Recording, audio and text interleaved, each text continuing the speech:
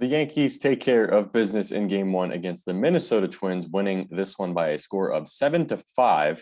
Coming off a sweep against the Red Sox, this series certainly isn't as important in the grand scheme of things, but I saw this game as a good litmus test of where this Yankees team was at, because good teams should win against teams like the Twins, who are 54-67 on the season. And these are the type of games the Yankees need to take advantage of, and tonight they did just that.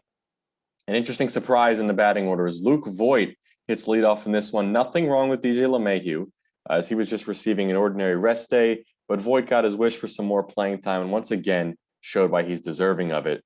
First couple of innings go by without much noise, but the Yankees were hitting the ball very well off John Gant. A lot of hard hit baseballs, predominantly a reliever Gant, who was making his first start with Minnesota since arriving from St. Louis on July 30th.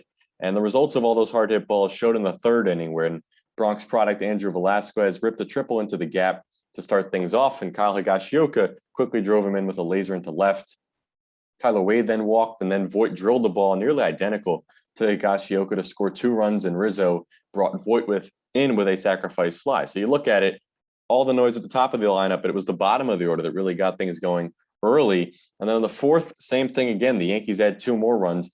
First, Velasquez reaches base with a single, and I think his success specifically as of late raises an interesting conversation on the infield when Gleyber Torres and Gio Urshela both return, because Velasquez as well as Tyler Wade have really stepped up lately, both at the plate and in the infield, and that's a decision Aaron Boone's going to have to make as the lineup starts getting healthy again.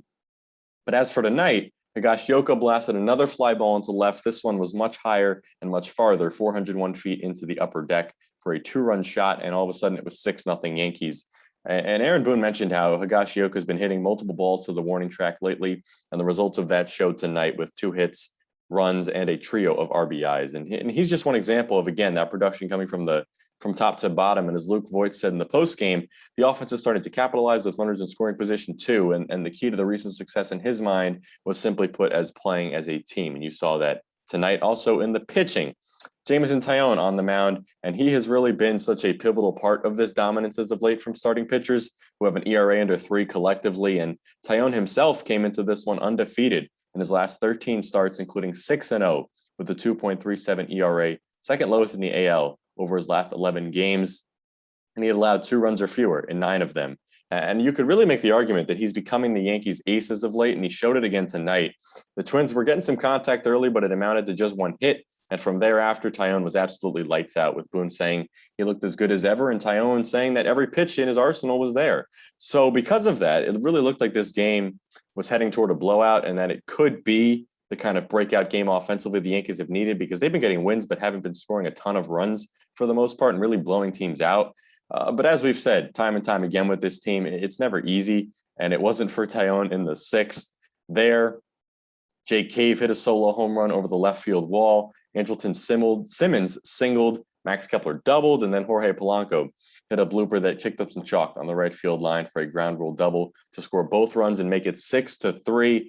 Taillon said that it wasn't a product of catching a pop-up to start the inning that some thought was an injury concern or of falling behind in the count. Instead, it was a result of being over-aggressive with a 6-run lead in his pitch selection. And because of that and how good he was feeling, Taillon was a bit frustrated to exit the game after just 5 2/3 innings. But regardless, it's another terrific start from him, and he's also been getting run support lately that would prove valuable as the night went along. From there, we handed over to the bullpen. Wendy Peralta came in. He extinguished the threat there, along with pitching a clean 7th, as he too has been terrific, yet to allow an earned run, since returning from the COVID-19 IL. Zach Britton then came in. He was looking to regain some confidence in tonight, generated some mixed results, gave up 1 run, allowed 2 singles, and threw a wild pitch, and the lead went down to 2 runs all of a sudden. But he showed an ability to get out of trouble with 2 strikeouts to end the inning, which was encouraging. On the other end, Andrew Albers had shut down the Yankees offense from the 5th inning onward, but Giancarlo Stanton got the last laugh on him. Stanton had been hitting the ball very hard all night as well. He also had a 115-mile-an-hour line drive that could have scored a couple runs that was snatched with a diving stop. But he got his revenge in the 9th. He hit a rocket the other way, a home run 345 feet into the short porch to make it 7-4.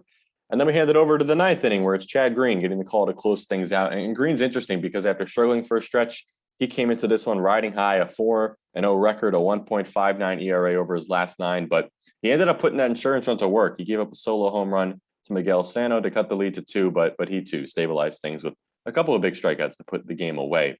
So some encouraging stuff from the offense, from the bullpen, and from Taillon. So all in all, I think it's another one of those frustratingly tense victories for the Yankees. But more importantly, it is just that, a win in a game the Yankees could have easily let slip away. And they now have 7 of them in a row for the first time in nearly a year, and continue their charge to the postseason. That, look, it's looking stronger and stronger by the day. Simple as that. And looking to keep that run going on the mound tomorrow will be Nestor Cortez as he takes on Charlie Barnes. First pitch, 7:05 p.m. Reporting on the New York Yankees, I'm Alex Wolz, WFUV Sports.